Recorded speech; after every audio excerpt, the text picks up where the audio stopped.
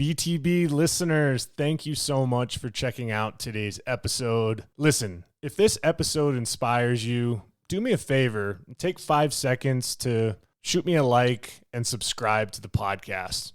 There are several more exciting guests that are in the pipeline, and I just can't thank you enough for your continued support, and let's keep paying the mission forward. Don't be afraid of the dark. Be careful with stars. Not every light is gonna guide you. Welcome to the BTB Project, designed to empower listeners to identify their why and to live their best lives no matter the circumstances. My name is Kollman Gearhart. A former athlete and motivational coach, I've had the opportunity to inspire thousands through my story and help accomplish what they are built to be. You'll be encouraged by each and every episode, and let's get into it. Yeah, when I blow up, I'ma soar high like Peter Pan. In real life, be living out my dreams. If I'm waking up, it's in a foreign land. In today's BTB short, I want to dive into a topic based off a profound analogy that has resonated in my heart over these last few days after listening to a conversation. And a lot of that conversation came down to willpower.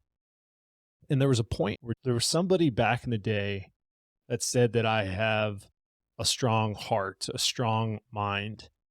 And he ended up pushing it aside, saying there's no way that someone wakes up one day and has this willpower.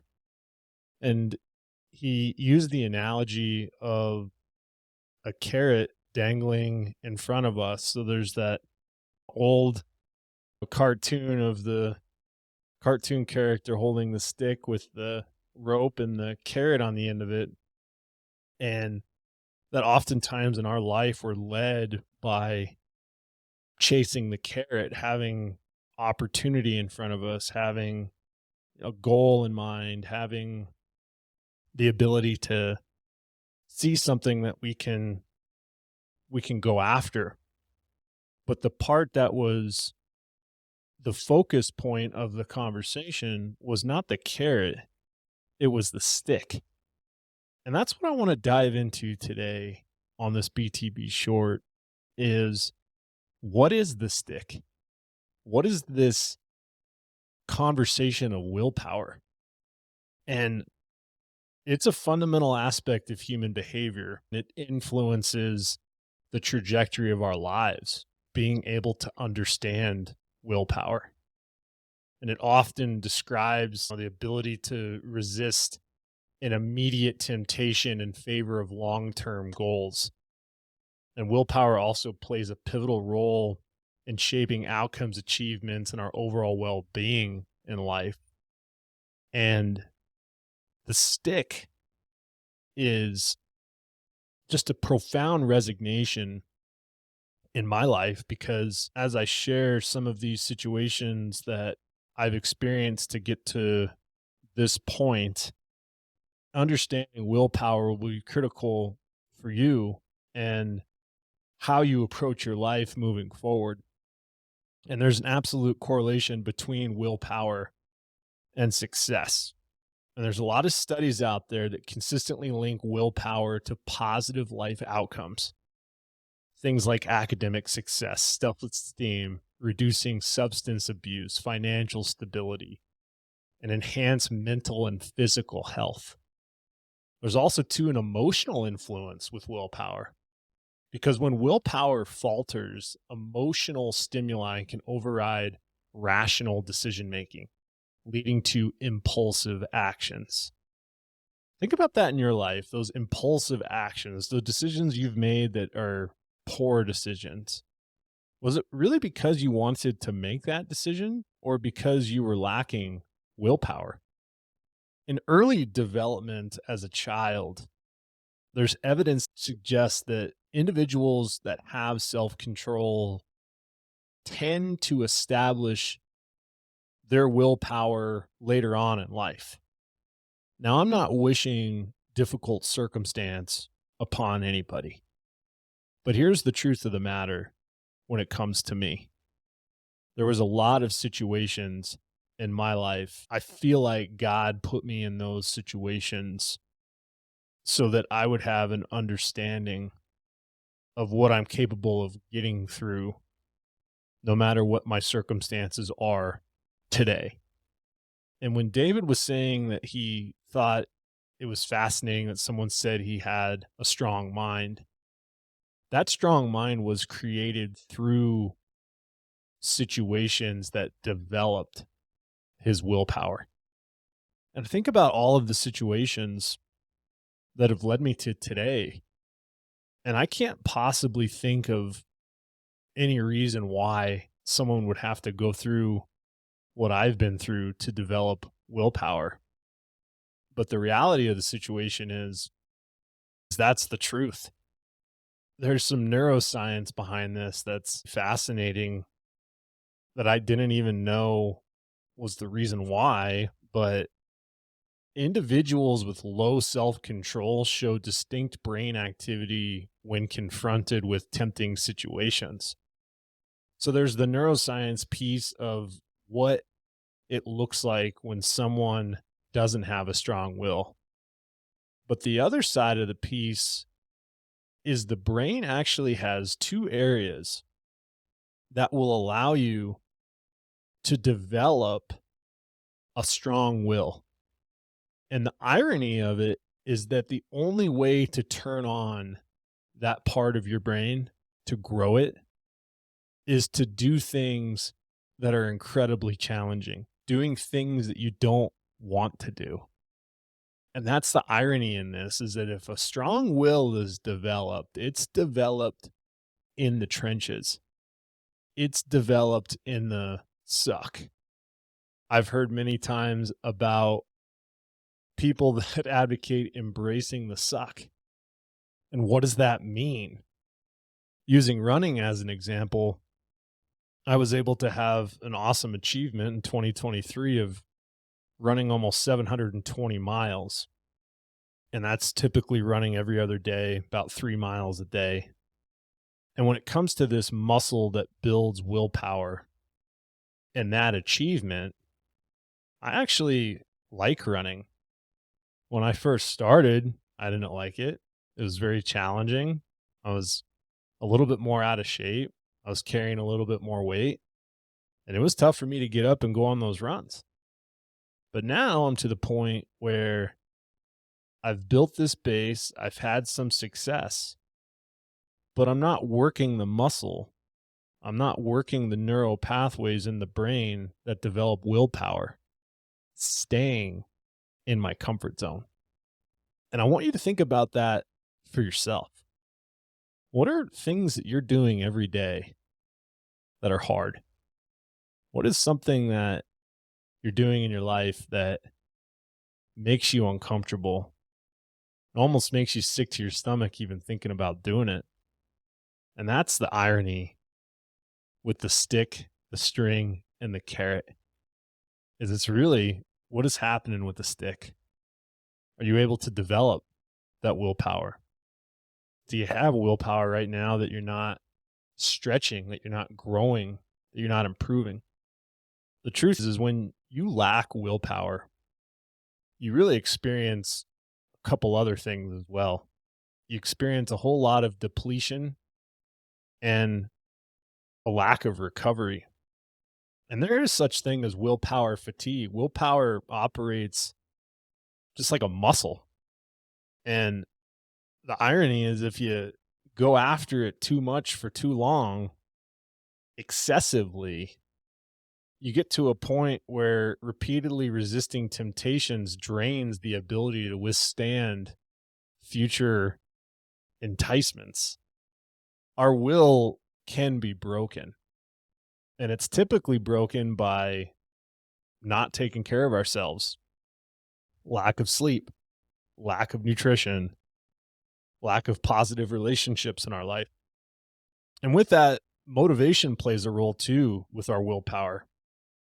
And proper motivation can enable perseverance even when willpower seems depleted. What are you motivated by? Now we're thinking more about the carrot, thinking about things that drive you. What is the what? What is the what behind the why? I've done a podcast on the importance of why, but why and willpower are absolutely tied together. As I mentioned, that nutritional aspect, having a steady blood glucose level for regular healthy eating can prevent the effects of willpower depletion. If your willpower dissolves, it is devastating. It's life altering. It's sad. I've seen a lot of people in my life that are living today, 70s, 80s, 90s, and they are living and they've lived an average life, but they haven't been able to live that extraordinary life because they've just decided to be average, to turn off that neuro aspect of willpower and just be. And that's where I'm convicted today with willpower is if we aren't tapping into it every single day, what kind of life are we living? What's the point? It is sad to me that average is acceptable in today's day and age. I don't want to be average. I don't want to be someone that just floats in the wind. I feel like I'm guilty of that sometimes because average is comfortable. I'm a human being.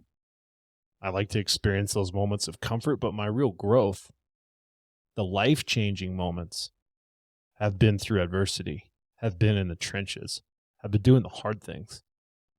That takes consistent focus and prioritization. You have to be able to, when you have that goal in mind, when you have the what defined, it's more effective to have clear, concise goal number one, goal number two, than having 14 different goals so that you're not stressing the willpower muscle to depletion. Willpower is something that as it's channeled, as it's fueled, as it's being stretched accordingly, will 1000% change the trajectory of your life. And it takes consistent practice. Our willpower is no different than repping a muscle. You rep it to failure, you break it down so that you can build it back up. And there's a fine line there. And as we're all working on our stick of willpower, the question that I have for you is, are you willing to be in a place every day to where you're uncomfortable? In a place every day where you feel like you've broke yourself down. You've removed all of the comfort, taken the blanket off in the cold, and you're there fighting for your life. That's how you develop willpower. Got to remember, understanding the intricacies of willpower, it gives us the ability to harness and strengthen a lot of areas of our life. It's not merely about resisting temptations or trying to stay away from comfort. It's about adapting strategies, maintaining an emotional balance, and creating an environment conducive to our long-term goals. With that said, I know there's a lot of people listening right now that are either going through or have been through really hard things in your life.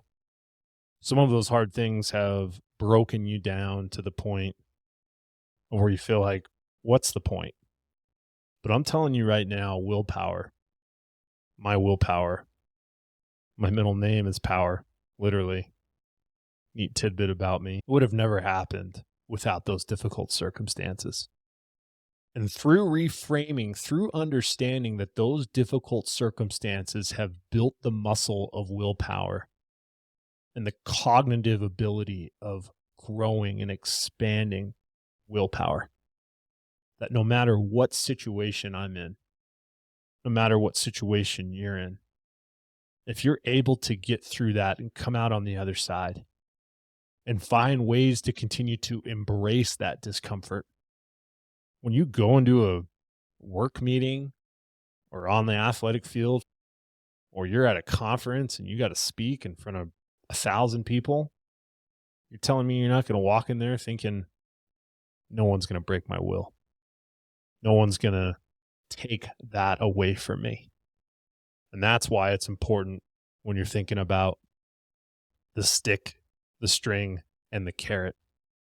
Let's stop chasing carrots in our life and let's start honing in on the stick that we're holding every day. Embrace discomfort to build your will to accomplish anything that you want to in your life. Listen, this episode on willpower is huge. And that Andy Huberman, David Goggins interview, I'll post in the podcast notes. I highly suggest listening to that. It's a lot about what makes David Goggins tick, the why behind it, the neuroscience behind it. And it's just something that I think is going to help you in your life. Along with that, if this episode is something that inspired you, do me a favor, like and subscribe to the BTB Project. Better yet, send the episode to a family member, friend, or colleague and tell them why willpower is so important to you, why it should be important to them. And let's keep paying the mission forward. It's what we're doing on a daily basis that builds our will. Thank you for checking out today's episode. And until next time, take care.